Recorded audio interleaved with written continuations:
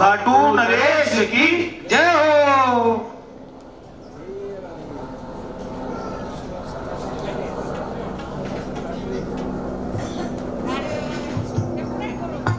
स्वागतम सारे ग मग मग रे मग मग रे नी सारे गरे गरे सा सारे ग मग मग रे नी सारे गरे गरे सा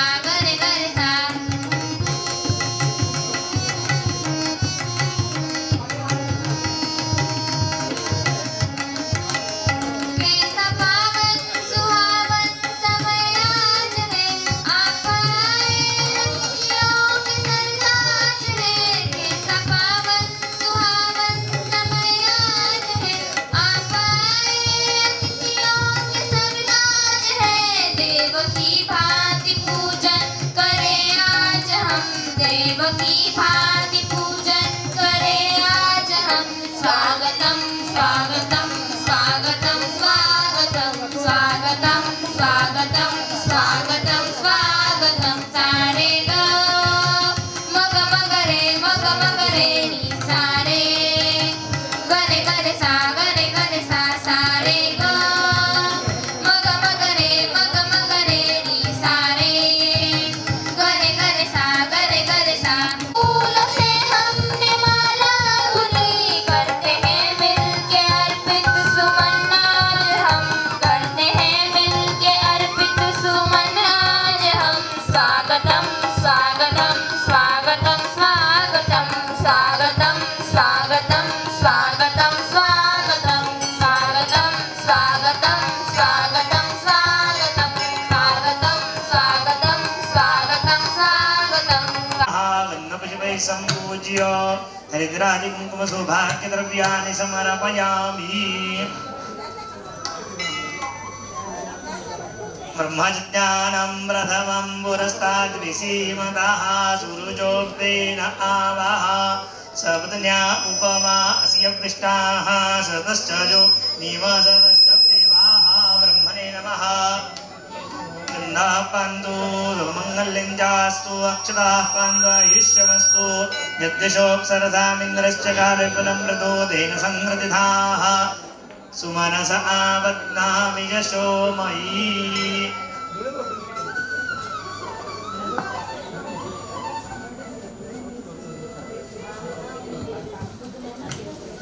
जय श्री कृष्ण।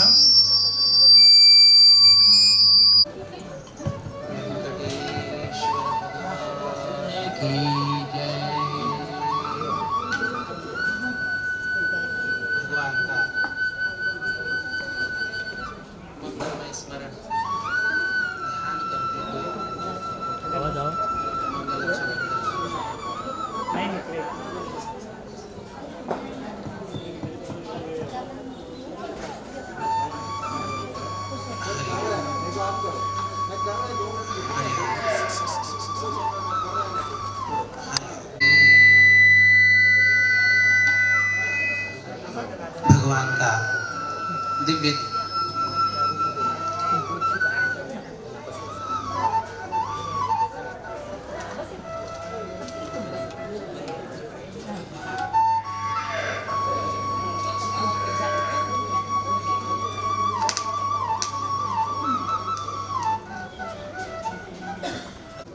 भगवान का दिव्य ध्यान चिंतन करते हुए हृदय में उनका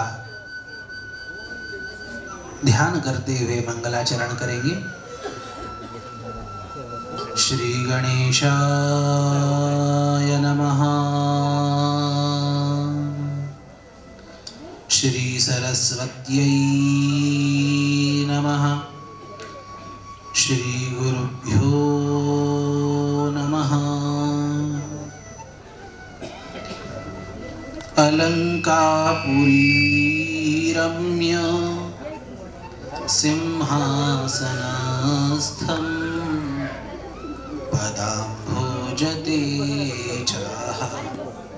स्फुरद्दिक्प्रदेशम् विधीन्द्रादिदेवैः सदा स्तूयमानं समाधिस्थमूर्तिं भजे ज्ञानदेवम् समाधिस्थमूर्तिं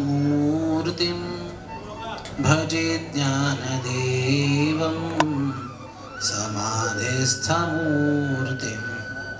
भजे ज्ञानदेवम् नमाम्यहं गणेशं पार्वतीनन्दनं शुभं विनाशयति विघ्नान्नो विद्यां यश्च प्रयच्छति नमस्ते शारदे देवी सरस्वती मतिप्रदे वसत्वं मम जिह्वाग्रे सर्वविद्याप्रदा भव मूकं करोति वाचालं पङ्गुं लङ्घयते गिरिं यत्कृपातमहं वन्दे परमानन्दमाधवम् वन्दे बोधमयं नित्यं गुरुं शङ्कररूपिणं यमाश्रितं हि वक्त्रोऽपि चन्द्रः सर्वत्र वन्द्यते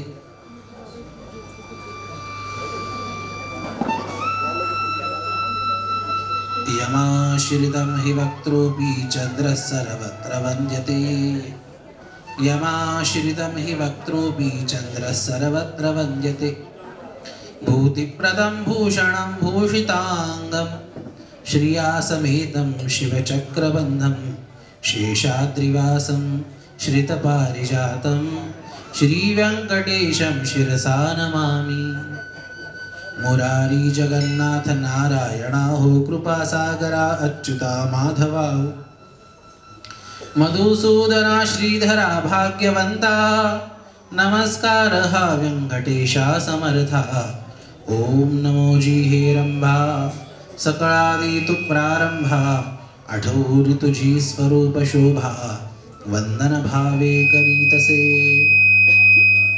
नमन माझे हंसवाहिनी वाग्वरदे विलासिनी ग्रंथवदावया निरूपिणी भावार्थकाणी जयामाजी नमन माझे गुरुवर्या प्रकाशरूपा तू स्वामिया स्फूर्ती द्यावी ग्रंथवदावया जेणे श्रोतया सुख वाटे नमन माझे संत सज्जना आणि योगिया मुनिजना सकळ श्रोतया साधु सज्जना नमन माझे साष्टांगी नमन माझे साष्टांगी व्यंकटेश्वर भगवान की व्यंकटरमणा गोविंदा गोविंदा लक्ष्मी रमणा गोविंदा गोविंदा व्यंकटेश्वर भगवान की जय। भगवान की असीम अहेतुकी कृपा करुणा के फलस्वरूप अति दुर्लभ ऐसी श्री वेंकटेश बालाजी भाव कथा भगवान ने हम सबके लिए सुलभ की है। जैसे कि आप सबको विदित होगा, अपने भारतवर्ष में अपने हर एक प्रांत में नानाविध कथा सत्संग इत्यादि चलती रहती है। विशेष करके भागवत कथा है, राम कथा है, देवी भागवत भी कम होती है पर होती है, शिव पुराण जी का भी वैसी बात है। पर वेंकटेश भाव कथा यह प्रथम बार इस पूरे प्रदेश में हो रही है, जो कि वेंकटेश बालाजी की विशेष कृपा हम सब पे कि इस माध्यम से हमें सत्संग का सुअवसर उन्होंने प्रदान किया। वेंकटेश बालाजी की नानाविध लीलाएं हम सुन रहे थे। इस भाव कथा का, इस वेंकटेश महात्म्य का हमने फल कल सुना कि जैसे जिसकी जो मनोकामना हो वह मनोकामना श्री तिरुपति बालाजी पूर्ण करते हैं। जिसे कोई बाधा हो, विघ्न हो, उसकी बाधा विघ्न इत्यादि निवृत्त तिरुपति बालाजी करते हैं। कोई रोग से मुक्ति पाना चाहता हो, उसकी मुक्ति तिरुपति बालाजी की लीलाएं सुनने से हो जाती है। और किसी को यदि किसी पद प्रतिष्ठा की अपेक्षा हो, उसे वह भी फल प्राप्त हो जाता है तिरुपति बालाजी के प्रभाव से। सभी संकटों से रक्षा और सभी मनोकामनाओं की पूर्ति हो जाती है। प्राचीन काल में एक राजा थे और उनके भ्राता और सेनापति इत्यादि जो भी ज्येष्ठ श्रेष्ठ उनके सेना में थे, जो उनका सब राज्य देखते थे, अकस्मात उनके भ्राता इत्यादि चले गए, चल बसे, और वो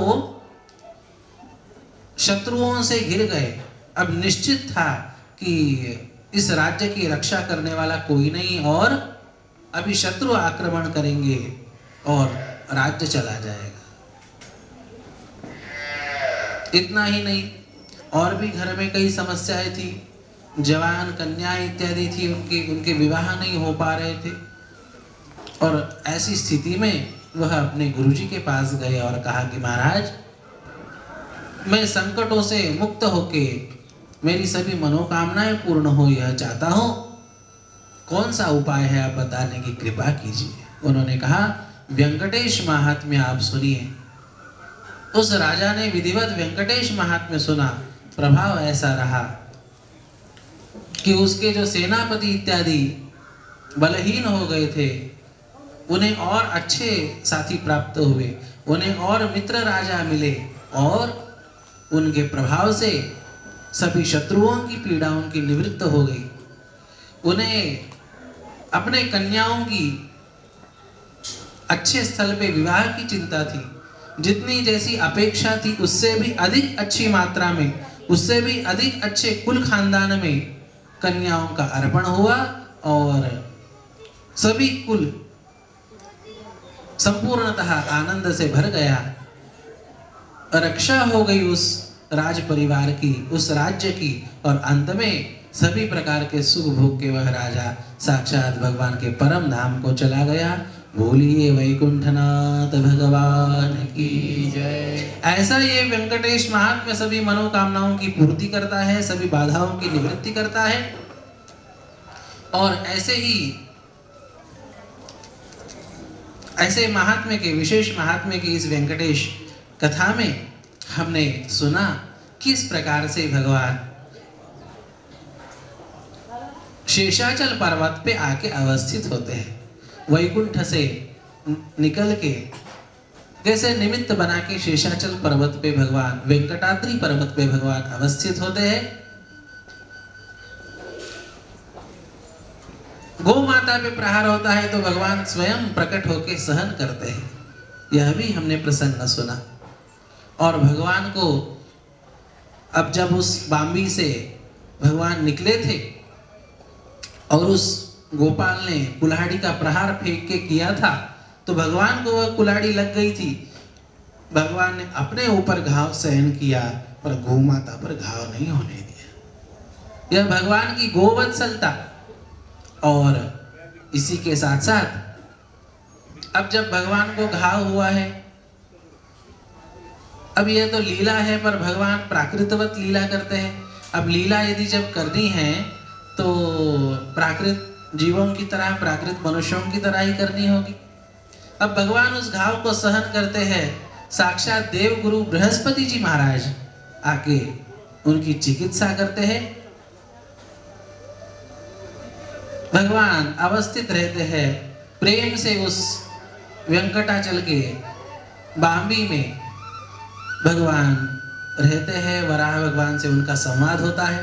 पूर्व जन्म की यशोदा माता, उन्हें भगवान का विवाह इत्यादि देखने की इच्छा होती है। अगले जन्म में वही बकुला दासी के नाम से जन्म लेती है और भगवान के दास्य में, भगवान की सेवा में, भगवान की परिचर्या में वह नियुक्त होती है और भगवान को बिल्कुल अपना पुत्र मान के भगवान की सेवा का सुअवसर उसे प्राप्त होता है। देखिए, जो भी हम संकल्प करेंगे, जो भी हम कामना रखेंगे, जो भी हम वासना रखेंगे, यदि परिस्थिति यदि अनुकूल है तो वो इसी जन्म में पूर्ण होती है, और यदि परिस्थिति अनुकूल नहीं है तो अगले जन्म में ही सही, पर वह कामना, वह वासना, वह इच्छा पूर्ण होती है। इतना ही नहीं, उस इच्छा वासना के लिए जन्म लेना पड़ता है। हमारे संतों ने कहा ना, जन्म घेणे लागे वासने चा संगे। मनुष्य को जन्म प्राप्त होता ही है इच्छाओं के कारण। कबीर जी महाराज बड़े कड़े शब्दों में कहते हैं, महाराज वह इस इच्छा को चाह कहते हैं। चाह चमारी चूतरी चाहनी जन की नीच, तू तो पूर्ण ब्रह्म था यदि चाह न होती बीच। हम तो भगवत स्वरूप है ना, भगवान की ही अंश है ना। भगवान कहते हैं ना, ममैवांशो जीवलोके जीवभूतः सनातनः। हम भगवान के अंश है। गोस्वामी तुलसीदास जी जैसे कहते हैं, ईश्वर अंश जीव अविनाशी, ईश्वर अंश जीव अविनाशी, चेतन अमल सहज सुख राशि। ईश्वर अंश जीव अविनाशी, चेतन अमल सहज सुख राशि। मनुष्य यह साक्षात भगवान का अंश, ईश्वर का अंश है। और जब ईश्वर का अंश है, फिर भी अब ईश्वर आनंद रूप है, तो मनुष्य हमेशा दुख में क्यों डूबा रहता है? अपने ईश्वर से संयुक्त जो स्वरूप है, अपने ईश्वर से संयुक्त अपने आत्म स्वरूप को, अपने तत्व स्वरूप को भूलने के कारण सभी दुख इत्यादि प्राप्त होते हैं। पर आपकी इच्छा कोई भी हो, अच्छी हो या बुरी हो, उसके लिए जन्म लेना पड़ता है। इसलिए कहा जाता है, इच्छा भी मनुष्य को सोच समझ के करनी चाहिए, संकल्प भी मनुष्य को सोच समझ के करना चाहिए। हमारे वेदों ने इसलिए कहा, तन्मे मनः शिव संकल्पमस्तु। हमारे संकल्प, हमारी इच्छाएं, हमारा चिंतन यह शुद्ध हो, शिव स्वरूप हो, पवित्र हो। और वह जब पवित्र होता है ना, तो बड़ा व्यापक स्वरूप में उसका सुंदर फल प्राप्त होता है। हमारे जीवन में यह आशा हो कि हम भगवान की सेवा करें, हम भगवान की भक्ति करें। जिस प्रकार से यशोदा माता के मन में यह भावना थी कि कन्हैया तो वृंदावन से बचपन में चला गया, मैं उसका विवाह नहीं देख पाई, मैं उसकी शादी नहीं देख पाई, उसकी बाल लीलाओं का तो दर्शन मैंने किया, पर उसकी आगे की लीलाओं का दर्शन मैं नहीं कर पाई। भगवान ने वरदान दिया कि माँ, अगले जन्म में जब श्रीनिवास के रूप में वेंकटाचल पर्वत पे मैं अवतार ग्रहण करूंगा ना, उस समय तुम मेरा विवाह धूमधाम से उसका आनंद ले पाओगी, उसका दर्शन कर पाओगी, और सब कुछ तुम्हारे ही हाथों से हो। वही बकुला नाम की दासी इस जन्म में भगवान की माता बन के उनकी सेवा कर रही। इन सब प्रसंगों को हमने कल सुना। अब इस तिरुपति अवतार में, इस श्रीनिवास अवतार में, इस बालाजी अवतार में भगवान की शक्ति साक्षात भगवती लक्ष्मी जी का ही अंश श्री पद्मावती देवी के रूप में है। पद्मावती देवी से भगवान का, इस अवतार में भगवान की वह शक्ति है। उनका जन्म कैसे होता है? पूर्व काल में, इसी कलयुग की बात है। उस स्थान का राजा, उस शेषाचल इत्यादि सभी प्रदेश का राजा, जिसका नाम था आकाश राज, और वह आकाश राज संतानहीन था, उसे संतति नहीं थी। अब कोई संतति नहीं है तो वह तो दुखी होगा ही। बहुत प्रयास करने के बाद भी संतति नहीं हुई। आखिर वह राजा अपने गुरुजी के पास गया। और कहा गुरुदेव बहुत प्रयास करने के बावजूद भी संतति प्राप्त नहीं हो रही, आप कृपा करके कोई उपाय बताइए। गुरुदेव कहते हैं यज्ञं कुरु नृपश्रेष्ठ पुत्रस्ते न भविष्यति गुरोर्वाक्यं समाकर्ण्य यज्ञाया शोधरा धयद्धरा। गुरुजी ने कहा कि यज्ञ करो, और जिस प्रकार से गुरुजी ने कहा उस प्रकार से विधिवत यज्ञ के लिए राजा प्रयत्न करता है। यज्ञ के लिए जो स्थान है वह सोने के हल से जोता जाता है। अब राजा है, क्या कमी है, पर जब अपने गुरु वाक्य पे विश्वास रखे मनुष्य कुछ करता है ना, तो उसके गुरु भक्ति से प्रसन्न होकर भगवान तत्काल फल दे देते हैं। हुआ ऐसे कि जब राजा उस यज्ञ स्थान के शोधन के लिए हल जोत रहा था सोने से, उसी समय जमीन में उसका हल अटका, और जैसे भगवती सीता माता जी के जन्म का प्रसंग प्राप्त होता है, दिव्य सोने की पेटी उस जमीन में लगी, उसे बाहर निकाला गया, उसे खोला गया, तो क्या उस पेटी में सोने के कमल में एक सुंदर दिव्य कन्या विराजमान है। सुंदर दिव्य कन्या है, देखते ही सब आश्चर्यचकित हो गए, ऐसा कैसा हुआ, कैसे हुआ। गुरुजी तक बात पहुंची। गुरुजी ने कहा यह भगवान का तुम्हारे लिए साक्षात प्रसाद है। और सभी बड़े प्रसन्न हुए। अरे अभी तो यज्ञ किया भी नहीं, पर तुरंत फल प्राप्त हो गया। कल हमने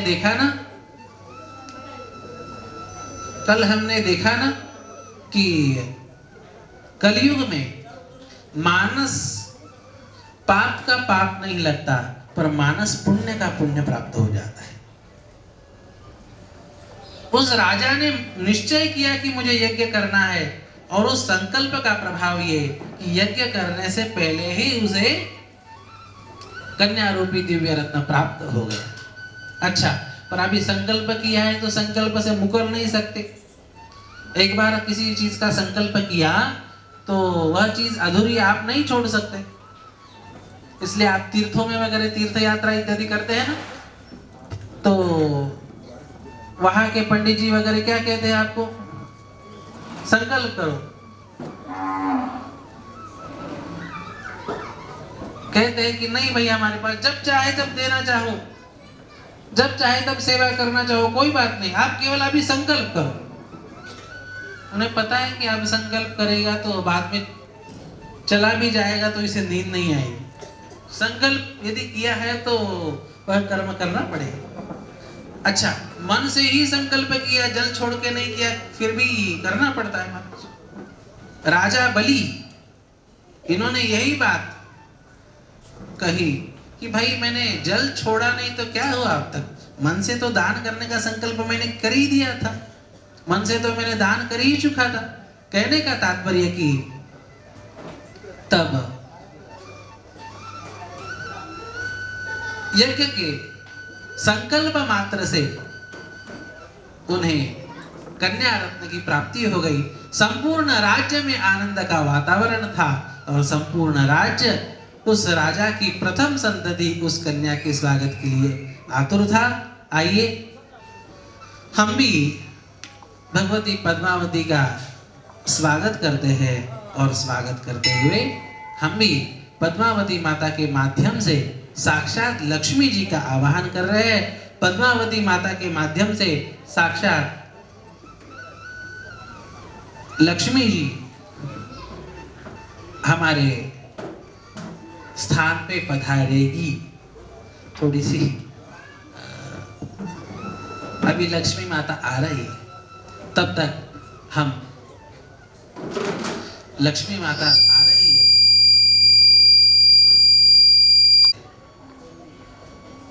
बड़ा विलक्षण सुंदर प्रसंग है। आइए हम भी स्वागत करते हुए भगवती लक्ष्मी जी का आवाहन करते हैं। स्वागतम अम्बे सुस्वागतम अम्बे, स्वागतम् अम्बे, शर्वागतम् ताली बजाते हुए भगवती का स्वागत करेंगे।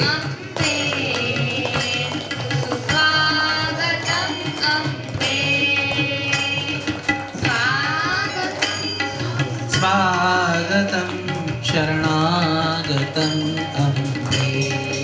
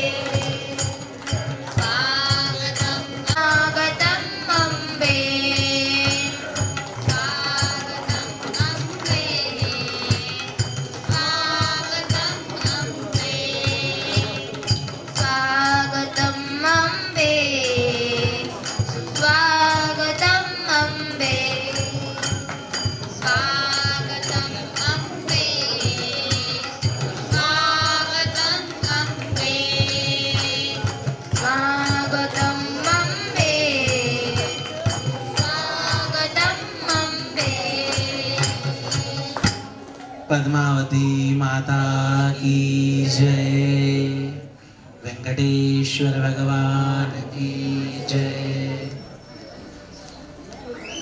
भगवती पद्मावती का आगमन होने के बाद संपूर्ण राज्य में अति दिव्य आनंद सब ओर फैलता है। आकाश राज्य का राज यह आकाश की तरह व्यापक होता है। पद्मावती भगवती के आगमन से संपूर्ण राज्य में आनंद समृद्धि इनका विस्तार होता है। होता यह है कि धीरे धीरे पद्मावती उनके एक एक संस्कार हो रहे हैं और उसमें उनका दिव्य नामकरण संस्कार होता है। अब क्या नाम रखा जाए, यह जब विषय था तो सबने सोचा यह कमल की तरह है। पद्मोदरीं पद्मगर्भां पद्मजातां वराननां पद्माया अवतारान्तां मत्वा तस्यास्तदा करो। यह साक्षात कमल से उत्पन्न हुई, यह साक्षात कमल के सदृश है और इसलिए इसका नाम पद्मा रखा जाए। पद्मवान है, इसके शरीर के ऊपर कमल के सुलक्षण है, इसलिए यह पद्मवान होने के कारण यह इसका नाम पद्मावती रखा जाए। सभी ऋषिगण मिलके उनका नाम पद्मावती रखते हैं। बोलिए पद्मावती माता की जय। इस प्रकार से पद्मावती का नामकरण होता है और नामकरण होके वह पद्मावती खेलती कूदती हुए धीरे धीरे धीरे धीरे बड़ी होती है। अब बड़ी होती है तो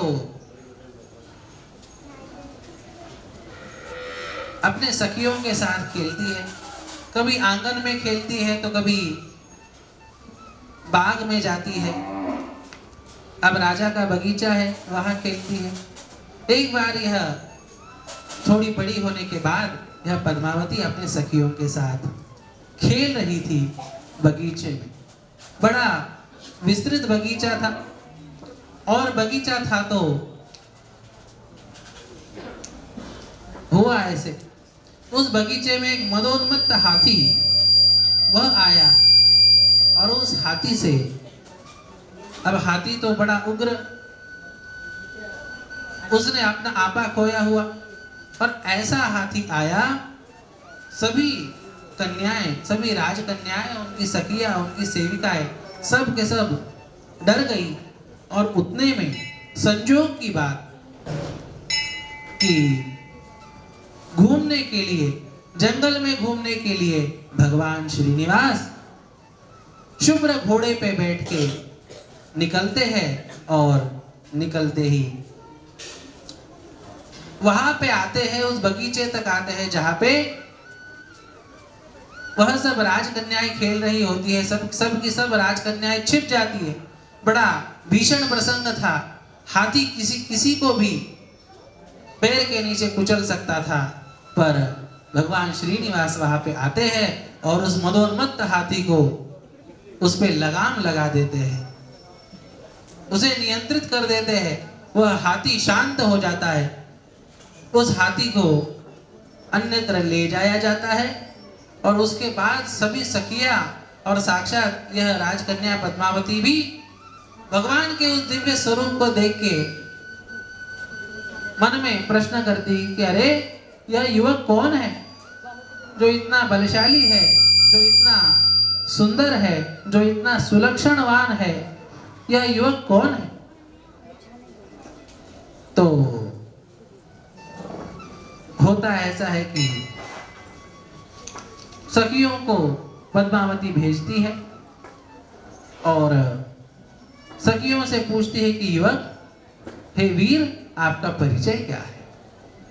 तो भगवान अपना परिचय बताते हैं। वह कन्याएं पूछती है, वह सखियां पूछती है कि भगवान आपका, हे वीर, आपका कुल कौन सा है? आप किस कुल के हैं? आपके माता पिता कौन है? अब भगवान भी सोचने लग गए कि भाई अब सभी कुल, सभी वंश यह तो मुझसे ही प्रारंभ है, अब मैं किस कुल का हूँ यह कैसे बताऊं। जैसे शिव विवाह में जैसे जैसे प्रसंग है ना, वैसे वैसे ही यहाँ पे श्री तिरुपति बालाजी के विवाह इत्यादियों के प्रसंग है, उनके चरित्र के प्रसंग है। जैसे शिवजी शिव पुराण में सोचते हैं कि मेरा कुल कौन सा है, वैसे तिरुपति बालाजी सोच रहे हैं कि मैं किस कुल का हूँ, अब कुछ ना कुछ तो बताना पड़ेगा। तो बताते हैं कि मैं, चलो कृष्ण अवतार के बारे में बता देते हैं। कहते हैं कि मैं चंद्र वंश का हूँ। अच्छा, आपके माता पिताजी कौन है? अच्छा, वसुदेव देवकी मेरे माता पिताजी। अच्छा, वसुदेव देवकी जी। और भाई वगैरह तो बलराम है और सुभद्रा जी है, यह मेरी बहन वगैरह है। इस प्रकार से हमारा कुल है और हम चंद्र वंश के क्षत्रिय हैं। अच्छा, राजकन्या का कुल क्या है? तो बताते हैं कि यह साक्षात आकाश राज की यह कन्या है और यह कन्या, यह सुनते ही वह युवक कहता है कि मुझे कन्या से बात करनी है। वह कन्याएं कहती है कि युवक से वह किसी से बात नहीं करेगी, वह राजकन्या है। इस बात का ध्यान रखे, भगवान का विवाह अभी नहीं है। अक्षता क्या बट रहा है? अक्षता बट रही है, क्या बट रहा है? अभी नहीं बांटना, वो सब बाद में करो, विक्षेप नहीं होना चाहिए। हाँ। तो भगवान से संवाद ज्यादा नहीं हो पाता और जो होता भी है वह कठोर होता है। अब भगवान भी अपने स्थान पे वापस आ जाते हैं उन्हें बचाने के बाद, और होता ऐसे है कि भगवान वापस आ जाते हैं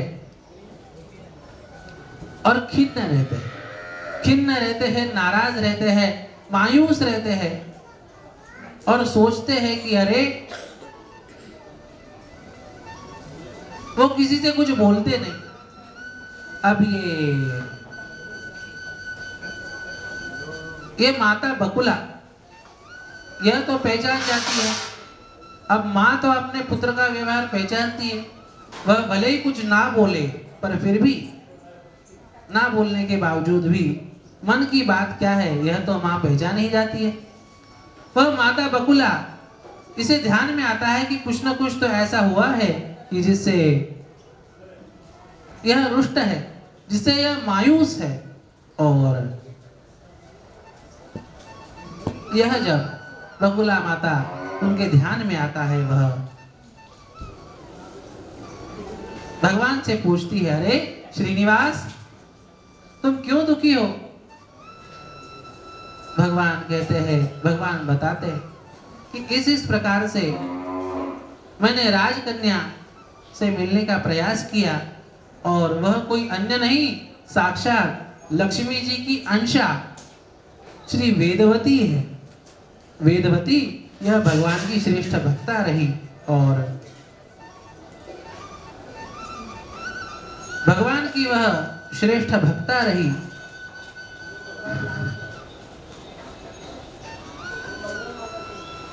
भगवान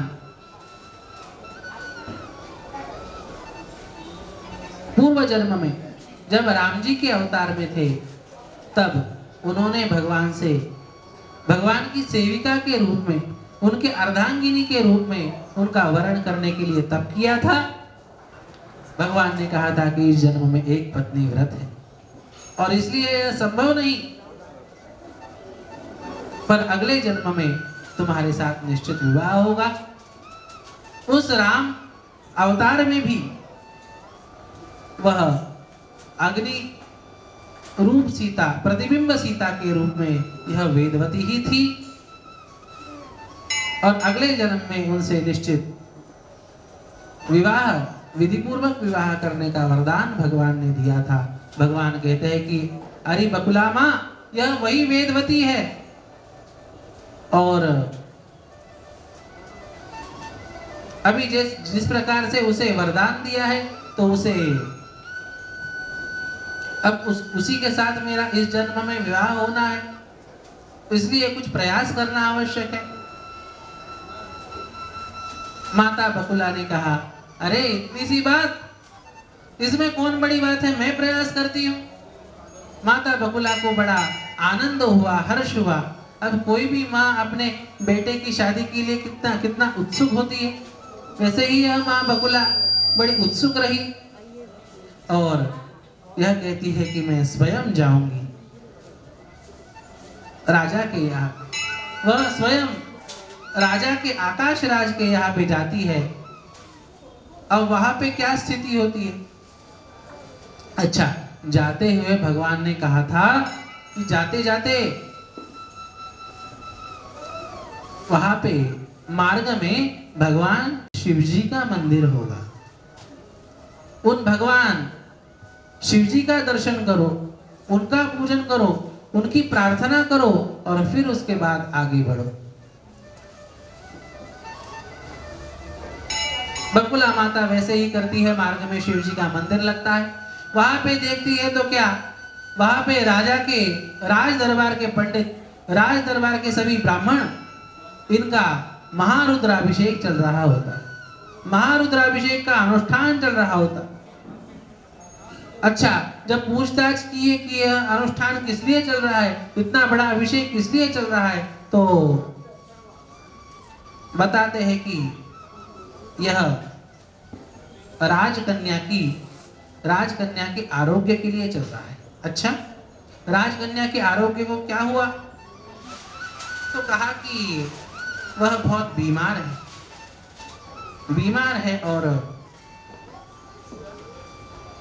क्यों बीमार है वगैरह यह पूछताछ करने का प्रयास किया।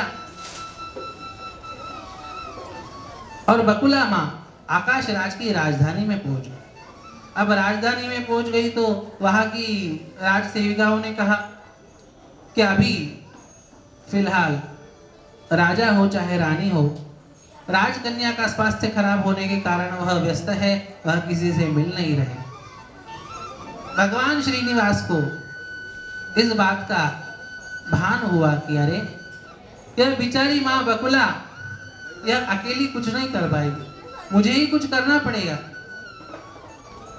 अब जो चीजें होनी ही है वो तो होगी ही, पर भगवान कुछ ना कुछ लीलाएं करके, मनुष्यवत लीला करके भगवान इसलिए नानाविध क्रीड़ा करते हैं कि आने वाले कलिकाल के जीव यह इन लीलाओं को सुन के उनका पाप नष्ट हो और उनका उद्धार हो। याद रखना, भगवान ने इतने नानाविध लीलाएं क्यों की? वो इसलिए की कि आने वाले समय में सभी जीव उन लीलाओं का श्रवण करे, उन लीलाओं का गान करे, उन लीलाओं का कीर्तन करे, उन लीलाओं का चिंतन करे और उन लीलाओं के चिंतन के माध्यम से वह मुक्त हो जाए। इसलिए भगवान ने लीला की, इसलिए भगवान के सभी अवतारों का प्रयोजन है। इस बात को ध्यान रखना। भगवान को किसी राक्षस को मारने के लिए नहीं आना पड़ता, भगवान को किसी की रक्षा के लिए प्रत्यक्ष रूप से आने की आवश्यकता नहीं, पर फिर भी भगवान आते हैं, उनका तो खेल हो जाता है और सभी भवसागर में ग्रस्त जीवों को उद्धार के लिए कुछ आधार प्राप्त हो जाता है। श्रीनिवास भगवान विचार करते हैं कि मुझे ही कुछ लीला करनी पड़ेगी, कुछ क्रीड़ा करनी पड़ेगी, कुछ खेल करना पड़ेगा। श्रीनिवास भगवान एक विलन के रूप में, एक भील औरत का रूप धारण कर लेते हैं और सीधे पहुंच जाते हैं आकाश राज की राजधानी में। अच्छा, आकाश राज की राजधानी में पहुंचते हैं और भगवान जोर जोर से यह कहना शुरू करते हैं कि सुनो सब गांव वालों, मैं भूत भविष्य वर्तमान जानने वाली ज्योतिषी हूं और जिसे अपना भविष्य जानना हो, जिसे ज्योतिष जानना हो, वह सभी मेरे पास आए। जिसे अपने दुख की, जिसे अपने कष्ट की, जिसे अपने किसी बाधा के निवृत्ति के लिए उपाय चाहिए हो तो मुझे बताइए, मैं उसे सटीक उपाय दूंगी। अब ऐसा बताने के बाद लोगों को रहा जाता है कि अच्छा, बिना कुछ लिए भी, कुछ नहीं लेंगे, जिसके जो भी सवाल हो वह पूछ सकते हैं, जिसके जो भी अड़चन हो वो पूछ सकते हैं, जिसके जो भी प्रश्न हो पूछ सकते हैं, कोई पैसे नहीं, सब मुफ्त में। अब ऐसी जब ऑफर आ जाए तो क्या लोग रुकेंगे? जिसकी किसी की समस्या नहीं भी हो तो भी वह जाके पहुंच जाएगा, बताइए महाराज मेरा भविष्य कैसा है, ज्योतिष कैसा है। अब ये तो भीलन के रूप में थी, पर साक्षात भगवान श्रीनिवास वेंकटेश ही थे। अब जो भी उनके पास आ जाए उनका सब अगला पिछला वो बता देते। कोई भी पूछे महाराज हमारा बताओगे क्या, वो बोले 1 जन्म का नहीं 7 जन्म का तक बता देंगे। 1 जन्म की क्या चले, क्या क्या किया था, क्या क्या गलत किया था, क्या क्या नहीं करना चाहिए था वो किया था, भगवान सब बताने लगे उस भीलन के रूप में। और जब ऐसा होता है, अब महिला है तो सबसे पहले महिलाएं आई। अब एक महिला देख के जाती है तो वो और दूसरे 10-12 कई दर्जनों महिलाओं तक पहुंचा देती है, वो और कई लोगों तक पहुंचा देती है। संपूर्ण आकाश नगर के, आकाश राज के संपूर्ण नगरी में यह बात फैल जाती है कि अरे बहुत बढ़िया ज्योतिषी कोई आई है। और ज्योतिष का तो सभी को इच्छा होती है, सभी को उत्सुकता होती है अपना भविष्य जानने की। अब राजा रानी को भी उत्सुकता हुई कि हम भी हमारा भविष्य जाने। हमारी कन्या बीमार है तो किस प्रकार से उसकी बीमारी ठीक हो। तो हुआ ऐसे, राजा रानी ने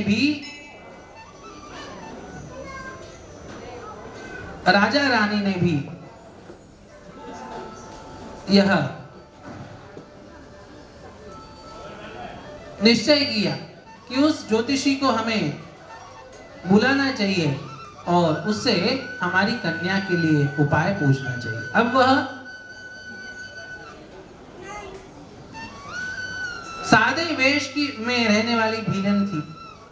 अब उसने कहा कि अरे मैं किस प्रकार से राजा के यहाँ पे जाऊं, मेरे वस्त्र सादे हैं, मैं दिखने में बड़ी सादी हूँ।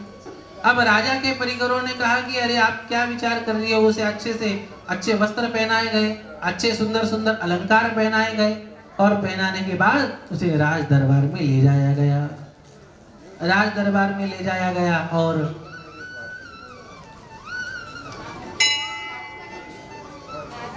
अब कुछ लोग तो हाथ देखते हैं, कुछ लोग चेहरा देखते हैं, कुछ लोग कुंडली देखते हैं। विनोद की बात है, हमारे पूज्य गुरुदेव एक बार ऋषिकेश में ऐसे ही बता रहे थे ज्योतिष कैसे देखना चाहिए, हाथ कैसे देखना चाहिए। आपको भी बताना है फ्री में, हाथ देखना, कहना आप बहुत अच्छे साफ दिल की है, बड़ी मेहनत करती है, आप किसी का अनिष्ट चिंतन नहीं करते, सबके लिए आप अच्छा सोचते, आप बहुत परिश्रम करती है, पर लोगों को है ना आपको कदर, आपकी कदर ही, बस इतना कह दो और लोग कहना शुरू करेंगे कि महाराज बिल्कुल सही कहा। किसी का गलत नहीं सोचते, हर एक के लिए अच्छा ही सोचते, और फिर भी लोगों को कदर ही नहीं है। पर ये तो ऐसे ज्योतिषी नहीं थे, साक्षात भगवान थे। और हुआ ऐसे कि भगवान श्रीनिवास उस भीलन के रूप में यह बताते हैं कि इस कन्या को वह जब वन विहार कर रही थी, वह जब बाग में अपने सखियों के साथ खेल रही थी, तब एक पुरुष का दर्शन हुआ और इसका मन उस पुरुष में, उस दिव्य पुरुष में इसका मन आसक्त है। उसके साथ इसका विवाह करा दो, यह ठीक हो जाएगी। तुम निश्चय कर लो विवाह का, फिर भी यह ठीक ठाक हो जाएगी। जैसे ही उस भीलन ने कहा, अंदर जाके पूछा गया कि वास्तव में ऐसे किसी पुरुष का दर्शन हुआ था क्या, ऐसे किसी वीर का दर्शन हुआ था क्या, उसने हाथी मारा था क्या। उसने सभी घटना बताई थी, किस प्रकार से हाथी मारा, किस प्रकार से और क्या किया, किस प्रकार से बातचीत हुई, वह सभी उससे पूछा गया। और पूछने के बाद सब बात सत्य निकली। तब यह बात माननी पड़ी कि उसी से विवाह अपनी कन्या का होना चाहिए। अभी होना चाहिए, अभी परिचय के लिए तो कोई चाहिए। तभी राजा ने सुना कि वो श्रीनिवास की कोई सेविका, उनकी कोई माँ, यह हमारे राज्य में मिलने के लिए आई है, हमारी नगरी में मिलने के लिए आई है। जैसे ही यह समाचार सुना, तब बकुला, माँ बकुला को राजा ने बुला लिया और परिचय पूछा कि आपका वह पुत्र कैसा है, किस कुल खानदान का है। सभी परिचय माँ बकुला ने बताया। दोनों की कुंडली मिलाई गई तो महाराज 36 गुण मिल गए। उसकी कुंडली देखे, उसकी पत्रिका देखे और उसके लक्षण बताए तो बिल्कुल शुभ लक्षणों का। बहुत स्तुति कर रही थी बकुला माता कि बहुत अच्छा है, ऐसा है, वैसा है। राजा ने पूछा, अरे इतना अच्छा है, इतना सुलक्षणी है, फिर ऐसा होने के बावजूद अभी तक इसकी शादी क्यों नहीं हुई। अब जब विवाह की बात होती है, तब वधू पक्ष के हो या वर पक्ष के हो, कुछ भी एक दूसरे से पूछ लेते हैं। यह यदि इतना अच्छा कुमार है, इतना अच्छा सुलक्षणी यदि कुमार है, तो अब तक इसका विवाह क्यों नहीं हुआ। तो वह अब बकुला माँ क्या बताए। अब वह कहती है कि यह इसका दूसरा विवाह है, संतति के लिए यह दूसरा विवाह कर रहा है। फिर राजा को लगा ठीक है, उस समय की बात है, और राजा निश्चय कर लेता है कि अपनी कन्या का हाथ इस श्रीनिवास के हाथों में देना है। निश्चय होता है और अब किसके माध्यम से समाचार भेजा जाए। तब राजा के मंत्री दरबारी इत्यादि थे, उन्होंने उतने में नारद जी वहां पे आ गए। नारद जी को राजा ने प्रणाम किया। नारद जी ने कहा, अरे तुम्हारे इसी प्रदेश में सुखदेव जी महाराज विराजमान है। सुखदेव जी महाराज विराजमान है और सुखदेव जी महाराज यह उनके बड़े प्रिय है, तुम उनके माध्यम से उन्हें समाचार दे दो। सुखदेव जी महाराज को बुलाया गया। सुखदेव जी महाराज को बुला के उनके पास निमंत्रण पत्रिका भेजी। सुखदेव जी महाराज भगवान की निमंत्रण पत्रिका लेके भगवान के पास जा रहे। यह वर्णन केवल यही राजा का समाचार भगवान तक पहुंचाते हैं। भगवान कहते हैं, महाराज आइए, बहुत शुभ समाचार आप सुना रहे। राजा का सब समाचार सुनाने के बाद सुखदेव जी महाराज कहते हैं कि राजा ने यह समाचार आप तक पहुंचाया है। भगवान कहते हैं कि बहुत सुंदर, हम राजा का निमंत्रण स्वीकार करते हैं, उनका निवेदन हम स्वीकार करते हैं। अब वो तो हम प्रत्यक्ष रूप से बाद में स्वीकार करेंगे, पर आप हमारा आदर आतिथ्य स्वीकार करो। भगवान सुखदेव जी का आदरातिथ्य स्वयं करते हैं और राजा को समाचार भेजते हैं कि तुम्हारा निवेदन हमें स्वीकार है, हम तुम्हारे कन्या के पाणी ग्रहण के लिए तैयार है। अब होता ऐसे है कि सुखदेव जी महाराज यह समाचार लेके राजा के पास जाते हैं। राजा के पास जाते हैं और राजा बड़ा आनंदित होता है। वह उसकी तरफ से जो भी तैयारियां हैं वो तैयारियां करने लगता है। इधर माँ बकुला यह चिंतित होती, मायूस होती है, निराशा होती है। भगवान पूछते हैं कि अरे माँ, तुम क्यों निराश हो रही हो? अभी तो विवाह, तुम्हारे मन के अनुसार अभी विवाह निश्चित हो रहा है और अभी तुम निराश हो रही हो। माँ बकुला ने कहा कि अरे श्रीनिवास, अब शादी है पर घर में तो हम दोनों ही हैं। न कोई बाराती है, न कोई सेवक है, न कोई परिजन है, न कोई रिश्तेदार है, कैसे होगा? अच्छा, रिश्तेदार चाहिए। अब लोगों को कैसे बुलाया जाए? भगवान सिर खुजलाते हैं और भगवान क्या करते हैं? गरुड़ जी महाराज को निमंत्रित करते हैं, नारद जी महाराज को निमंत्रित करते हैं और उन्हें लोकांतरों में भेजते हैं और कहते हैं, जाओ सभी स्वर्गस्थ देवता, सभी वैकुंठ के देवता, सभी त्रिलोकी के देवता, ब्रह्मलोक के देवता, कैलाश लोक के सभी देवता, इन सभी को आमंत्रित करो। सभी जाते हैं और उन्हें आमंत्रित किया जाता है। जैसे ही आमंत्रण पहुंचता है सभी को बड़ा आनंदित हो, सभी देवता बड़े आनंदित होते। अरे इस कलिकाल में भगवान के साक्षात विवाह का आनंद प्राप्त हो रहा है, विवाह का हमें इतना अच्छा सुअवसर प्राप्त हो रहा है। सभी देवता आते हैं और सभी देवता आते हुए भगवान का दिव्य स्तवन करते हुए आते हैं। आइए हम भी भगवान का स्तवन करते हुए भगवान के इस दिव्य उत्सव की ओर बढ़े। उसी बीच भगवान प्रत्यक्ष रूप से या देवता प्रत्यक्ष रूप से यह नहीं आते। किसी अनुष्ठान में देवता भी सूक्ष्म रूप से आते हैं, देवता भी किसी माध्यम से आते हैं।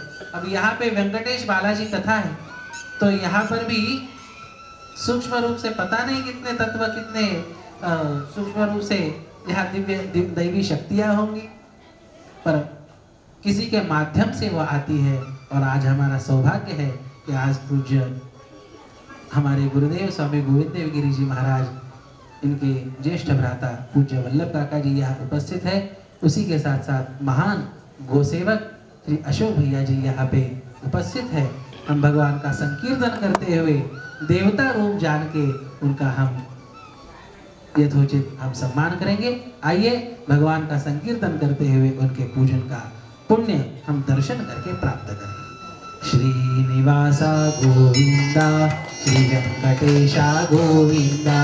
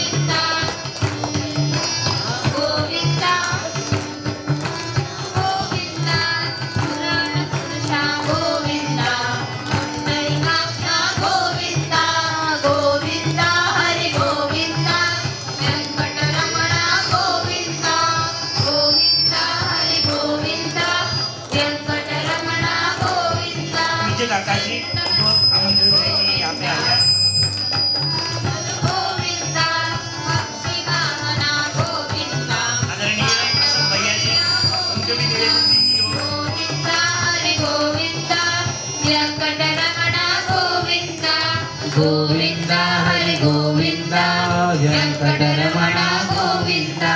मत्स्यकूर्मा गोविंदा, मधुसूदन हरि गोविंदा, वराह नरसिंह गोविंदा, वामनमूर्ति गोविंदा।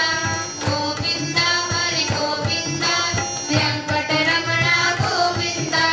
गोविंदा हरि गोविंदा, वेंकटरमण गोविंदा।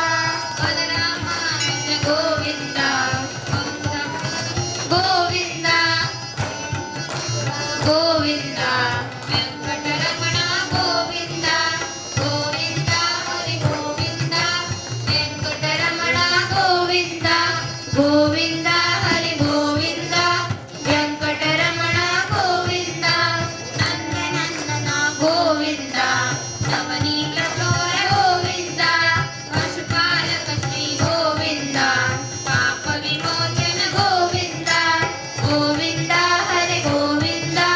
वेंकटरमण गोविंद गोविंद हरि गोविंद वेंकटरमण गोविंद दुष्ट संहार गोविंद दुरित निवारण गोविंद इष्ट परिपालन गोविंद कष्ट निवारक गोविंद गोविंद हरि गोविंद वेंकटरमण गोविंद गोविंद हरि गोविंद वेंकटरमण गोविंद वज्रमुकुटधर गोविंद वराहमूर्ति गोविंद गोपीजनप्रिय गोविंद गोवर्धनधर गोविंद गोविंद हरि गोविंद वेंकटरमण गोविंद गोविंद हरि गोविंद वेंकटरमण गोविंद टीकानायक गोविंद हितजन पालन गोविंद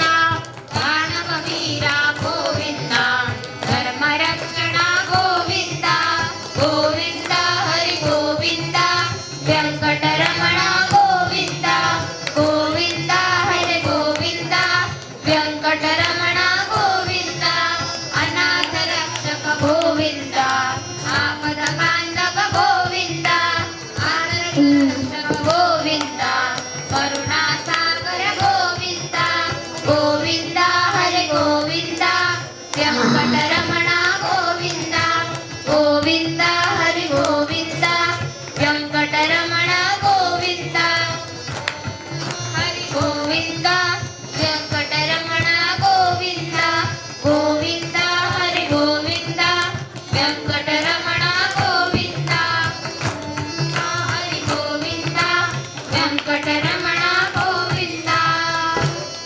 वेंकटेश्वर भगवान की जय।